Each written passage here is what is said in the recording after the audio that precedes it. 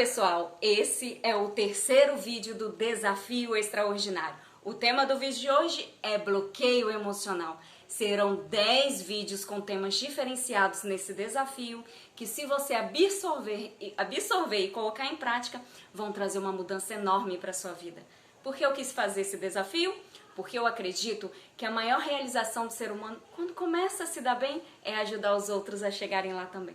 Se Deus colocou um dom em você, salve o máximo de pessoas que você puder usando aquilo que tens. Gente, o primeiro tema trabalhado nesse desafio foi sobre a importância do perdão.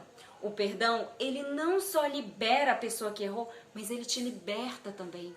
A oração exemplo, que é o Pai Nosso, nos diz: perdoai as nossas ofensas, assim como nós perdoamos aqueles que nos têm ofendido. Imagina, você recebendo de Deus o perdão, na medida que você perdoa o outro. Forte, né? No segundo vídeo foi sobre autorresponsabilidade, que é aprender com os erros ao invés de justificá-los, buscar soluções dos problemas ao invés de procurar culpados, fazer de vencedor ao invés de vítima, ser o protagonista da sua história. E bom, gente, para participar desse desafio é muito importante que você assista todos os vídeos, não esquecendo de curtir e de se inscrever no canal para não perder os demais temas. Bloqueio emocional é o tema do vídeo de hoje. Vamos tentar entender um pouquinho como é que funciona a nossa mente? Imagina uma situação na qual você está dirigindo e de repente avista um bloqueio na estrada. O que esse bloqueio está fazendo? Impedindo de pessoas como você de ir para frente, de seguir adiante, de progredir, de obter sucesso no trajeto. E é isso que o bloqueio emocional faz. Ele impede que a sua vida prospere. E quando eu falo de prosperidade, não é só financeiramente falando. Prosperidade refere-se à qualidade de vida, aquela boa, perfeita e agradável vontade de Deus, como diz na Bíblia em Romanos 12:2. Mas para que isso aconteça, temos que entender que não podemos focar nas coisas externas. Entretanto, focar no nosso interior. A mudança se inicia de dentro para fora. Para que você entenda um pouquinho sobre o bloqueio emocional, eu vou nos colocar no lugar de um computador. Um computador novo, resetado de fábrica, onde desde a infância são armazenados arquivos, armazenados pelos nossos pais ou responsáveis, pela escola, pela religião, pela sociedade em geral. Existem arquivos muito importantes, que são aqueles arquivos que moldam o nosso caráter, por exemplo. Existem os que deveriam ser lixos, aqueles que não acrescentam em nada na nossa vida. E existem aqueles que vêm com vírus, como os vícios, por exemplo. Mas todos esses arquivos geram o quê? Um resultado nas nossas vidas. Chegará um momento que não teremos outra saída a não ser nos reprogramar e a começarmos a escolher quais arquivos entram ou saem do nosso HD, pois são esses arquivos que comandam essa máquina que é o nosso corpo. Gente, não tem como eu falar de bloqueio, desbloqueio emocional sem lá atrás, principalmente na infância, onde tudo começa. Vou trazer uns exemplos reais que talvez você aí do outro lado se identifica e assim como essas pessoas consiga mudar a sua visão. Uma pessoa, ela tinha uma certa insegurança de se relacionar com as outras pessoas. Ela desconfiava de todos e de tudo. Ela desconfiava que a qualquer momento ela seria abandonada, fazendo com que ela tivesse medo de se aproximar das pessoas. E quando conseguia, raramente, os ciúmes, o medo de perder era tão grande que tomava conta das relações impossíveis de continuar. Ao buscar ajuda, foi perguntado para essa pessoa sobre o passado dela. E a mesma lembrou de uma época, quando pequena, que o pai a levou no primeiro dia de aula na escola e, deixando-a lá, saiu sem que ela percebesse. A sensação que ela teve foi: meu pai me abandonou. E em meio a muitas outras crianças, outras pessoas, ela se sentiu só, ela se sentiu com medo, ela se sentiu insegura. E essa cena marcou a vida dela de uma forma tão grande que, além de insegura hoje na vida adulta, ela era tímida. pois ela não conseguia se aproximar, se relacionar com as pessoas. Então, foi preciso voltar ao passado dela para mudar o presente. Mas, Dali, como assim? A gente muda o passado? Não, mas podemos ressignificar, mudar as nossa perspectiva, a nossa visão referente a ele. Ela reproduziu e ressignificou a cena. Ela se colocou no local e pensou: o meu pai não está me abandonando. Na verdade, o que o meu pai está fazendo aqui é me dando a oportunidade para eu estar fazendo novas amizades e se reaproximar das pessoas, e logo eu sei que ele vai voltar. Então, percebe? Uma mudança de pensamento trouxe para ela um sentimento diferente que ninguém estava abandonando e automaticamente mudar os resultados na vida dela, né? Que ela poderia se aproximar mais das pessoas, ela poderia se relacionar mais com as pessoas. Então, mudou tudo na vida dela.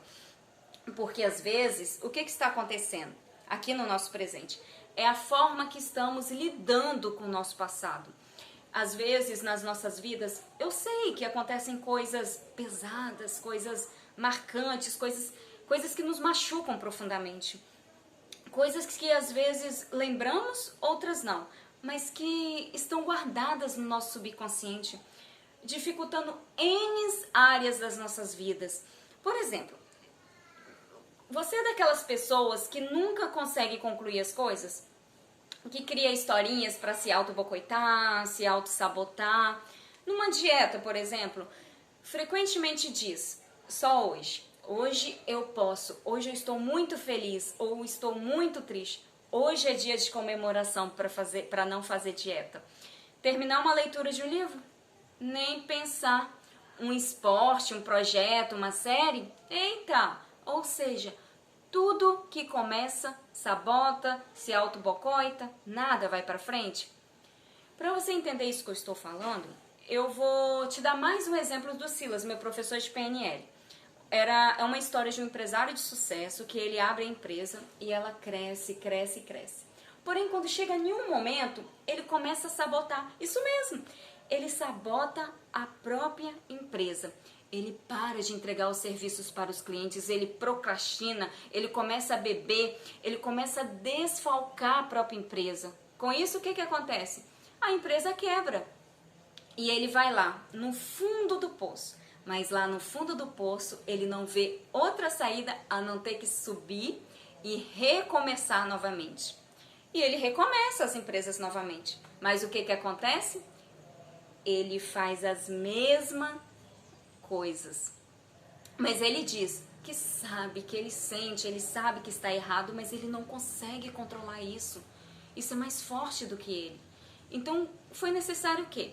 Voltar também na infância dessa pessoa, ver aonde que nasceu esse sentimento, essa vontade grande, esse desejo de sabotar a própria vida. Bom, foi descoberto que essa pessoa, no momento tinha ido à escola e foi feito um trabalho, um tipo de maquete, era Dia dos Pais. E ele chegou em casa com a maquete na mão, todo animado: olha, pai, o projeto que eu fiz.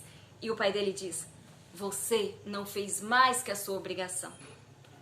Forte, né? Como diz o pastor Samuel Queiroz, a carga emocional de uma criança nunca será igual à carga emocional de um adulto. Nós somos dotados de uma força, precisamos sim de cargas, mas elas precisam ser usadas adequadamente, obedecendo a faixa etária de cada vida. Mas essas palavras, voltando lá na história, essas frases: você não faz mais que a sua obrigação, o machucou profundamente. Deu uma vontade tão grande dele quebrar a maquete que ele fez com tanto orgulho pro pai dele. Mas ele não quebrou a maquete naquele momento. Mas ele quebrou, ele estava quebrando as empresas dele.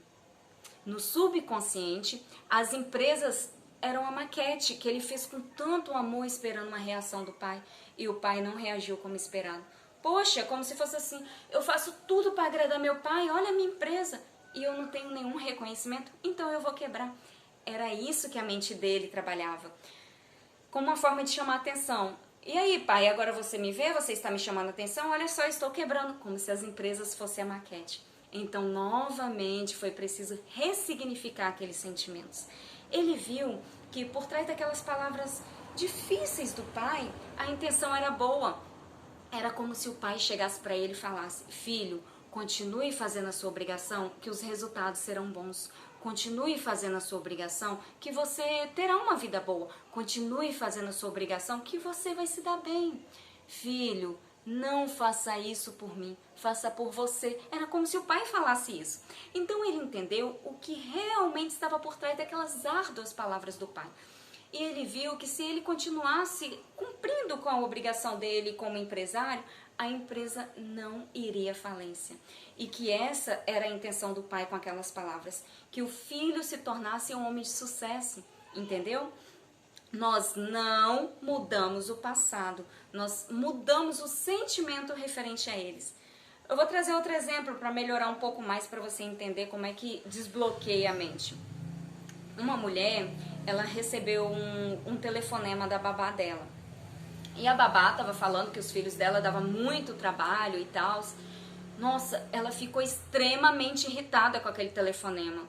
Mas no fundo ela sabia que toda aquela irritação dela era patética, que não precisava atingir aquele nível.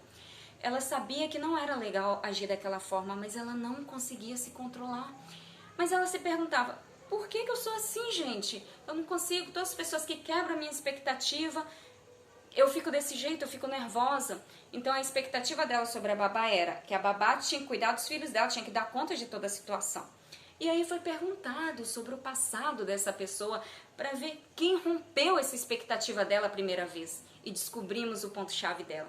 O ex dela, depois de anos de casado, com os filhos, num relacionamento feliz, do nada resolveu sumir da vida dela. E ela não entendia. Poxa, a gente estava cheio de planos e do nada ele rompeu com as minhas expectativas. Então ela não conseguiu descontar, ela não teve a oportunidade de descontar essa raiva no ex.